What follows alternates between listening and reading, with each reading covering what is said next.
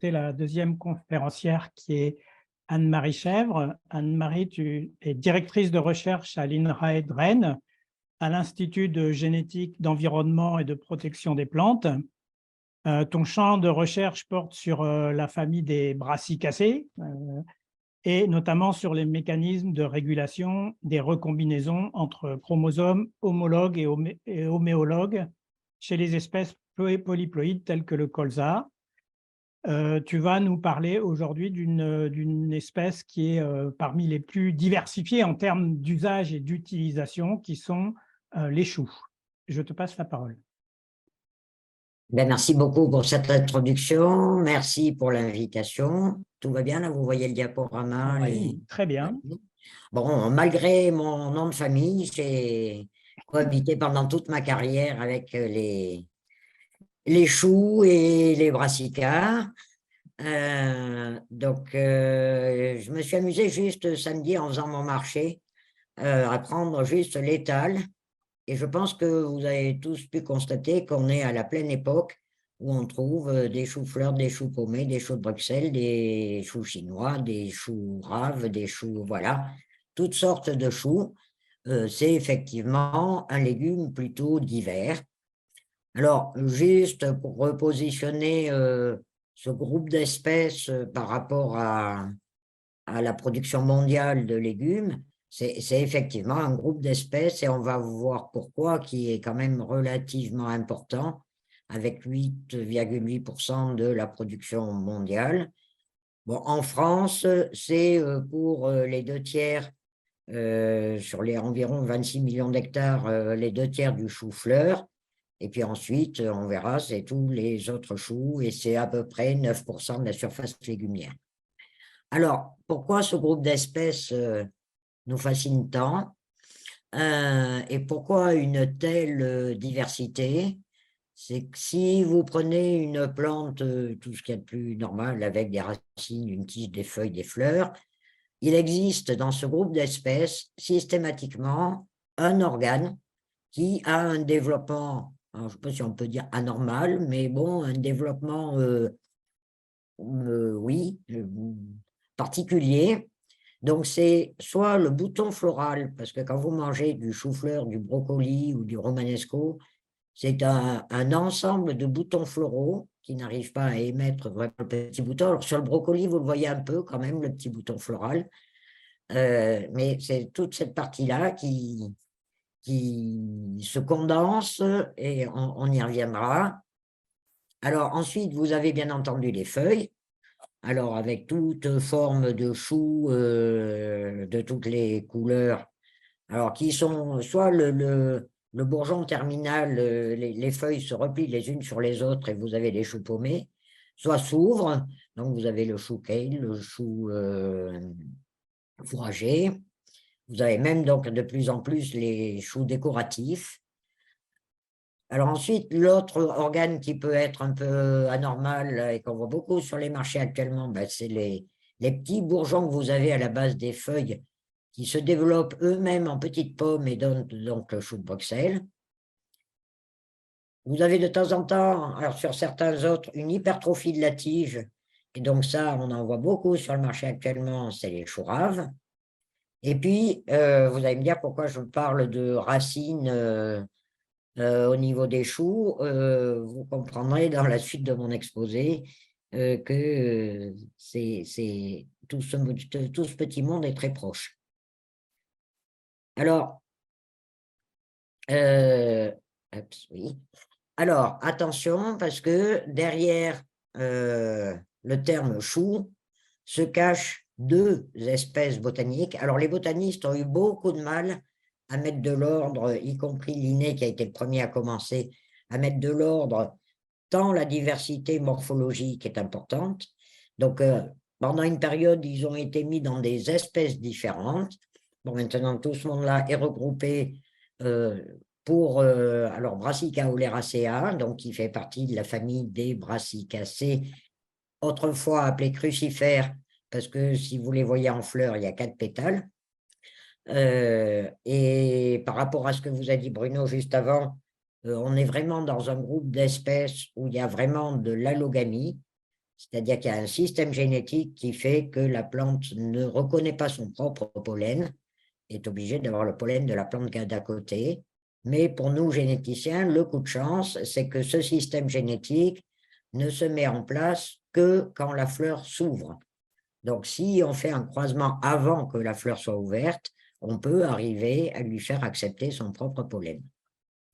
Donc, des analyses du génome qu'on a aujourd'hui, avec des marqueurs sur l'ADN, alors c'est plusieurs millions de marqueurs, nous ont permis de distinguer dans Brassica oleracea à 18 chromosomes, 7 groupes d'espèces. Alors, ceux liés au développement, à l'hypertrophie de la florescence, enfin de la partie florale. Donc, vous avez, on va y revenir, les choux-fleurs, les brocolis. Et ensuite, tout ce qui est développement bizarre de la partie végétative, donc avec les choux paumés, les choux fourragers ou ornementaux, le chou de Bruxelles et le chou rave. Alors, juste un petit détour parce que c'est quand même très particulier sur le chou-fleur. Donc, la première mention de chou-fleur, ça aurait été sélectionné en Syrie au Moyen-Orient. C'est rapporté dans des manuscrits au XIe siècle. Et par contre, le pays qui s'est fait fort dans la sélection du chou-fleur, c'est l'Italie. Et alors, nous, on connaît les choux-fleurs blancs, on commence à voir les romanesco, mais si vous allez en vacances en Sicile, vous verrez qu'il y a des choux-fleurs mauves, enfin, vraiment en couleur betterave, violet, et de plus en plus récemment, des choux-fleurs couleur carotte. Et c'est assez amusant de voir que chaque région d'Italie, finalement, sait sélectionner son propre chou, parce que romanesco veut dire évidemment que c'est originaire de la région de Rome. Et nos choux-fleurs blancs, qu'on connaît bien en France, c'est des choux-fleurs de la région de Venise, et on ne voit pas trop encore les choux-fleurs mauves. Petite anecdote qu'on ne voit pas encore trop sur nos marchés, c'est ce que les Italiens, qui vraiment existent beaucoup de la botte de l'Italie, où ils ont sélectionné, donc toujours pour l'inflorescence, les mignolis, qui sont des tout petits brocolis, avec un petit brocoli au bout de chaque branche, et qui, chaque fois qu'ils les coupent, les mangent, ça redémarre. Donc, ils en ont comme ça tout l'hiver à pouvoir faire avec des pâtes. Ou avec, voilà. Et en ce qui concerne la France, donc oui, je l'ai déjà un peu dit, ceux que nous, on a récupérés, ce sont les choux-fleurs de la région de Venise. Alors, il en est fait mention dès le XVe siècle, mais alors il y a Olivier de Serres dans son théâtre de l'agriculture qu'il a écrit pendant le XVIe jusqu'au début du XVIIe, donc c'est la dernière édition là, que je vous cite là, a toute une présentation en expliquant que pour arriver à cultiver des choux-fleurs dans son jardin, il faut vraiment être un bon jardinier, que ce n'est pas du tout facile, mais on en trouve déjà à cette époque-là. Par contre, c'est clair que la sélection et le grand développement du chou-fleur, c'est plutôt fait au XXe siècle. Voilà. De la même façon, le brocoli, qui est pourtant une sélection initiale d'Italie, a trouvé son plein développement aux États-Unis et au XXe siècle, où là, il y a eu vraiment des très fortes sélections sur du brocoli. Alors, juste toujours sur le chou-fleur, il y a eu des travaux très récents, parce que quand même, cette forme est un peu étrange. Alors, cette forme en spirale, on la retrouve chez beaucoup de plantes. Et si vous vous amusez, là, c'est les collègues de Grenoble qui ont fait ce travail-là, publié récemment. Si vous regardez bien un chou-fleur, alors là, ils se sont amusés à colorer, vous allez retrouver des spirales plus ou moins marquées. Et évidemment, le summum de la spirale étant le romanesco, avec si vous regardez, c'est l'exemple typique des mathématiques de fractal, où il y a des spirales, dans des spirales, dans des spirales. Et ce qui est assez fascinant, c'est que ce n'est pas un ou quelques gènes qui sont responsables de cette structure-là, mais c'est tout un réseau de gènes qui soit stimulent l'expression d'un autre, soit répriment l'expression d'un autre, qui font que ce bouton qui devrait être une fleur reste bloqué et se développe selon son circuit de spirale. Donc, c'est vraiment tout un réseau de gènes avec une réponse aux conditions environnementales qui font qu'on a ces formes étranges chez les choux.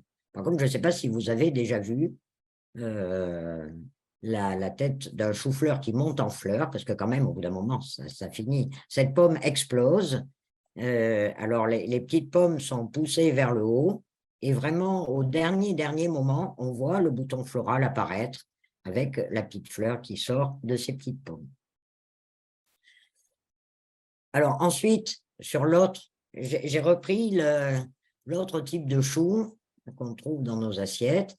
J'ai repris le tableau qui a été présenté par Florent Caillier lors du séminaire introductif. C'est sûr que le chou paumé était le légume du Moyen-Âge par excellence et a été était vraiment le légume de base qu'on trouve dans toutes les régions en Europe, avec, vous le connaissez, la grande diversité qu'on peut avoir avec les choux paumés, les choux à choucroute qui sont particulièrement denses, les choux de Milan, le chou rouge, et puis qu'on vient de voir, qu'on commence à voir apparaître sur nos marchés, parce que jusque-là, on le connaît depuis très longtemps, mais on ne le consommait pas particulièrement, le chou cale avec ses feuilles extrêmement frisées. Il n'y a pas de pommes, mais il y a des feuilles très frisées. Alors, un qu'on trouve encore pas trop sur nos marchés, mais si vous allez au Portugal, vous allez le trouver. C'est un chou à grosse côte qui est là aussi utilisé plutôt en soupe ou en potée. Le chou rave et puis le chou de Bruxelles. Donc, on voit quand même cette espèce d'énorme diversité morphologique chez cette unique espèce. Et donc, depuis longtemps, on se pose la question d'où viennent-ils? Donc, comme ça a été évoqué lors du séminaire introductif, il y a l'origine, les formes sauvages, et puis le lieu de domestication qui ne sont pas forcément au même endroit. Et on est exactement dans ce cas d'espèce. Alors, il y a deux hypothèses qui alors, je vais y revenir, mais qui commencent à se départager. Alors, par rapport à cette espèce chou, avec le même nombre de chromosomes, il existe toute une batterie d'espèces apparentées qui existent surtout le pourtour du bassin méditerranéen. Alors, Brassica insularis, Macrocarpa, Montana, Rupestris, Villosa, Incana.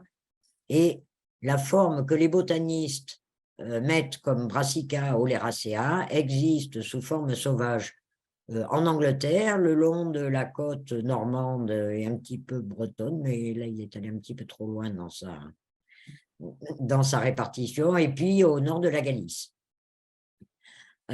Si vous allez, par contre, vous allez trouver ces plantes-là, si vous allez sur les plages dans ces régions, vous allez les trouver au milieu des falaises, et vous reconnaîtrez très bien que c'est un chou. Donc, il y a eu une des hypothèses qui dit les Vikings ou les Phéniciens ont emmené, parce que ces formes ont sûrement été consommées, ont amené ces formes sauvages au centre du bassin méditerranéen avec une sélection et une domestication, comme l'a évoqué Bruno, en Mésopotamie, au Moyen-Orient. Ça se serait fait il y a environ 3000 ans. Cependant, les études génétiques toutes récentes qui viennent de sortir semblent indiquer que ces formes sauvages ont moins de diversité que les formes cultivées, ce qui est antinomique par rapport à ce qu'on sait d'une forme sauvage. Et donc, il est très probable, avec les données génétiques, qu'en fait, les autres formes apparentées au chou à Brassica oleracea qui existent. Alors, il y a notamment celle qui est ciblée du doigt, surtout, c'est Brassica cretica, qui, comme son nom l'indique, vient de Crète, qui aurait été amenée au Moyen-Orient, et à partir de là, serait reparti alors, sur l'Italie, la France, l'Espagne et l'Angleterre, et avec une unique forme, mais qu'on ne trouve pas actuellement sur nos marchés, qui est une forme de chou qui a été sélectionnée en Chine. Voilà, alors il y a une autre espèce, comme je disais, il y a 2 espèces botaniques derrière. Une autre espèce que l'on voit par contre très récemment sur nos marchés, le fameux chou chinois, euh, qui existe beaucoup, et puis un autre qu'on voit actuellement, c'est le pak choi. Et là, on est dans Brassicarapa. Brassicarapa, c'est sous sa forme que nous, on connaît le mieux, c'est le navet. On a également de la navette qui était utilisée et produite pour faire de l'huile pour les lampes et de la navette fourragère qui existait aussi. Donc, vous voyez que par contre, là, il y a une très grande diversification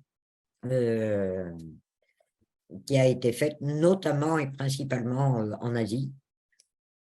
Mais l'espèce est originaire du pourtour du bassin méditerranéen. Alors, là, les données moléculaires et les données historiques concordent à peu près. Donc, cette espèce Brassica sous sa forme sauvage est vraiment originaire du pourtour du bassin méditerranéen. Ça serait bien elle qui serait à l'origine des différentes formes domestiquées. Comme je l'ai dit, la domestication se serait faite au Moyen-Orient et notamment pour les formes navées qu'on connaît, mais on le voit là dans les écrits environ il y a 3000 ans, ça serait parti d'Irak pour aller se faire domestiquer sous une autre forme morphologique en Chine, avec les pak choi qu'on voit actuellement sur nos marchés, et secondairement les choux chinois.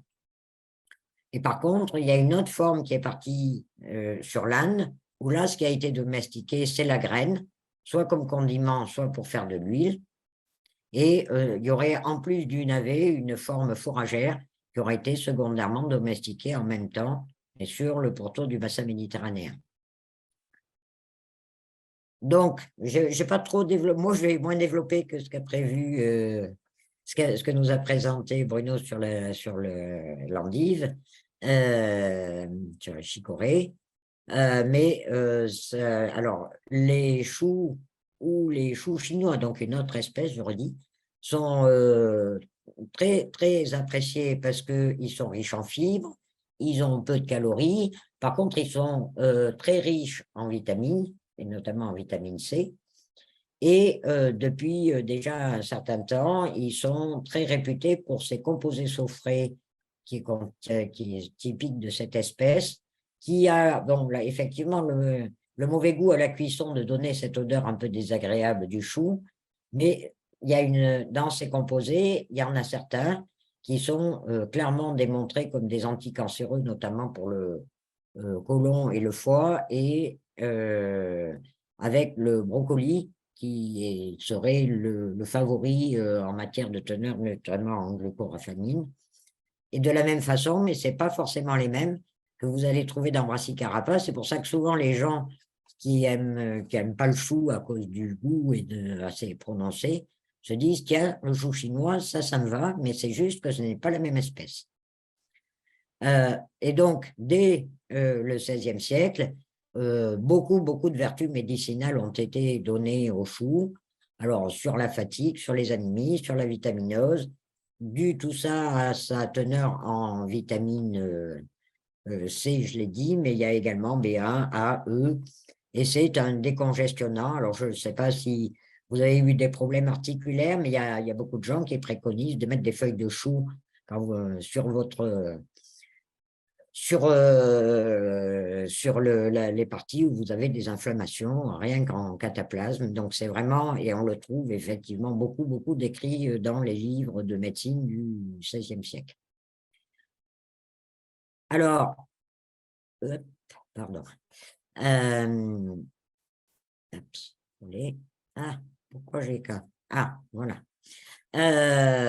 Donc actuellement, nous, on est en train de s'intéresser beaucoup à nouveau à ces 2 espèces, donc Brassica oleracea et Brassica rapa, parce que toutes ces espèces sont interfécondes et ont la bonne idée d'exister soit sous forme sauvage, donc ça c'est les petits points rouges, comme je vous les ai montrés là sur le nord de la France ou le nord de l'Espagne, puis un petit point à Bordeaux, soit sous forme sélectionnée amoureusement par des agriculteurs de longue date et pendant plein de générations, Et ce qu'il y a d'extraordinaire, c'est que cette même espèce existe du nord de la France à la zone subsaharienne, là sous les palmiers du côté d'Adrar et plus au sud. Et également, là, vous en avez en Slovénie et en Italie. Et donc, dans le cadre d'un projet européen, nous avons collecté une centaine de populations de Brassica oleracea et des formes apparentées en Sicile avec le partenaire italien, de manière à essayer de comprendre comment une plante s'adapte au changement climatique. De la même façon, sur le Brassica rapa, on a également collecté des populations et vous voyez que sur ce même gradient, on a récolté des formes sauvages ou fermières de manière à essayer de comprendre qu'est-ce qui, dans la génétique de ces plantes, leur permet de vivre aussi bien sous les palmiers qu'en Normandie. Et donc, nous, en ce qui concerne les formes fermières françaises, elles sont disponibles au niveau du CRB, qui est à Pludaniel, qui dépend de la même unité que celle où je travaille. Et pour que ces formes soient mieux connues, dans le cadre du projet européen, on aura bientôt un e-book qui permettra de les présenter et de montrer cuisiner. Donc, vous le devinez, vous voyez venir, ces deux espèces, donc Brassica oleracea 18 chromosomes, Brassica rapa 20 chromosomes, ont un ancêtre commun et auraient divergé il y a 2 à 4 millions d'années. Et quand vous regardez, vous retrouvez la forme pommée aussi bien chez Brassica rapa que chez Brassica oleracea, la forme avec des racines aussi bien chez Brassica rapa, alors là c'est la tige, mais sur le chou de la même façon, on retrouve des caractéristiques morphologiques chez les deux, et on se rend compte que derrière, il y a le même jeu de gènes. Alors, les gènes ont été dupliqués au sein de chacune des espèces, mais on retrouve les mêmes types de gènes qui sont à l'origine de ces formes de domestication chez ces deux espèces. Alors, autre particularité, c'est que ces deux espèces, donc toujours Brassica rapa, Brassica oleracea, alors d'après les datations moléculaires, les botanistes ne sont pas forcément d'accord, mais il y a 7500 ans, se seraient croisés pour former une espèce que vous connaissez bien qui est le colza, d'une part, et dans la même espèce botanique, Brassica napus, le rutabaga, qui, vous voyez bien, ressemble fortement à ce qu'on peut trouver chez le navet. Donc actuellement, nous, au niveau de l'équipe et en général dans le monde, on a beaucoup sélectionné pour la qualité de l'huile le colza, mais on se rend compte qu'il y a des gènes sur la résistance aux maladies ou l'adaptation au changement climatique qui existent chez les deux formes sauvages, chez les deux formes apparentées, pardon, et que l'on peut introduire par croisement à la main dans le colza de manière à élargir sa diversité. Alors, il y a monsieur Hu, en 1900, qui est un chercheur japonais, en 1935, qui lui avait essayé de recomposer, montrant comment dans l'évolution, le croisement d'espèces différentes peut donner une nouvelle espèce. Donc là, vous retrouvez notre chou, Brassica oleracea, avec 18 chromosomes, donc, la moitié 9. Lui, il a représenté ça sous forme de la moitié du génome.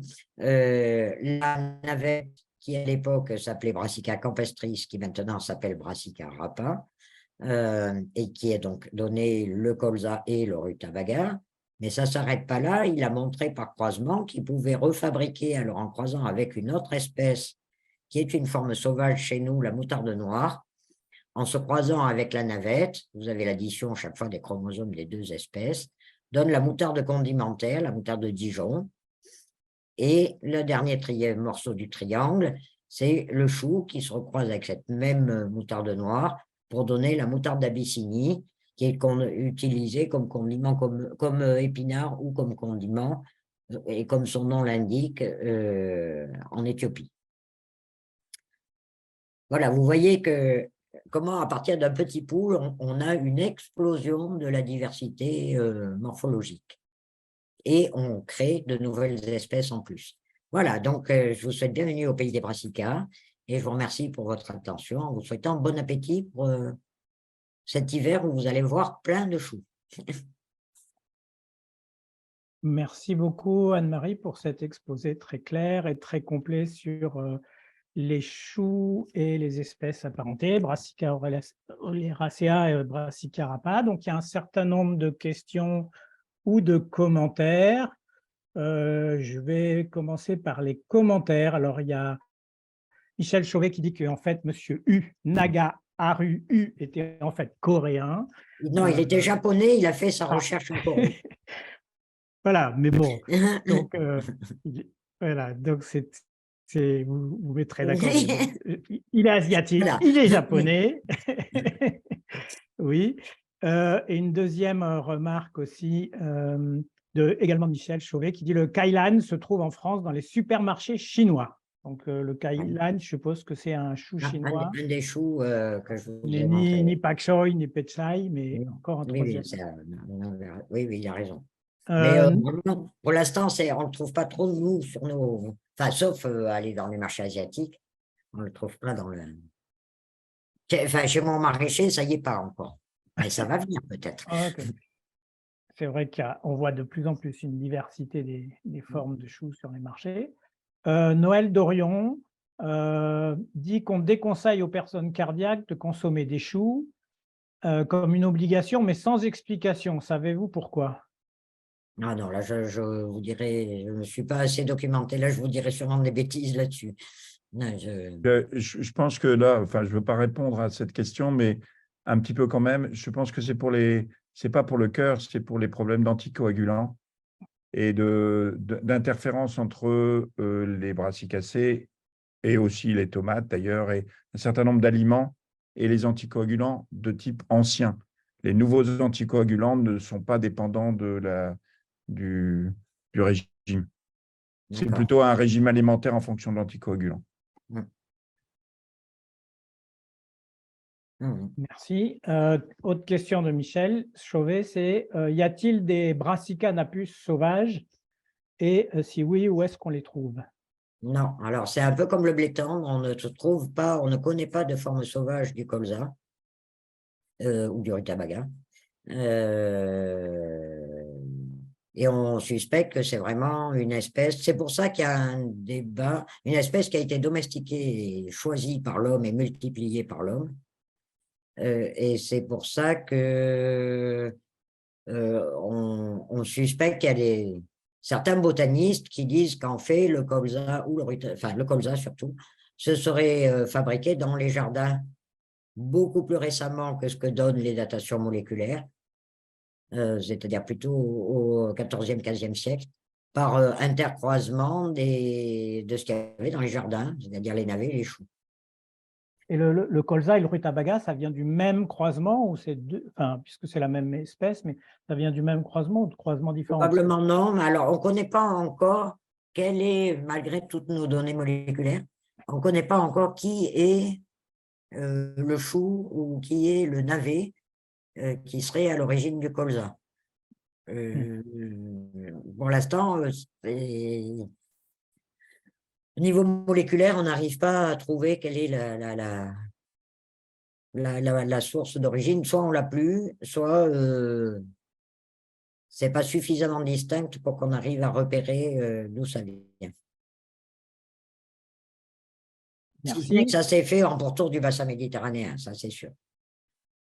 Une question de Raphaël Bernard qui demande, alors aussi une question sur l'aspect nutritif. Hein. Pour obtenir un maximum de vitamines, doit-on manger le chou cru? Oui, la réponse est oui. Et du chou-fleur cru à l'apéro, c'est les petites pommes, c'est délicieux. Hein. Ou du brocoli, c'est délicieux. Une autre question de Nicole Brisac qui demande si les croisements, alors je suppose que c'est les croisements entre Brassica rapa et Oleracea, si ces croisements sont naturels ou faits par l'homme. Alors,